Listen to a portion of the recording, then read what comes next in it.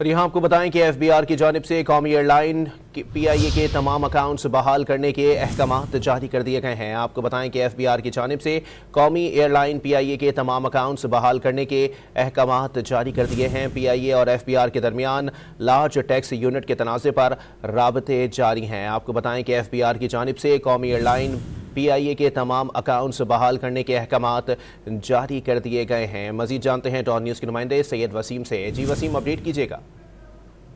जी बिल्कुल, एफबीआर की जानिब से पीआईए के तमाम अकाउंट्स बहाल कर दिए गए हैं। पीआईए और एफबीआर के माबैन जो है वो सूद हासिल मुज़ाकरात हुए, जिसमें मुल्क भर में जो पीआईए के तमाम अकाउंट्स हैं उनको बहाल करने के अहकाम जारी कर दिए गए हैं। ये अकाउंट जो है वो कल मुंजमद किए गए थे।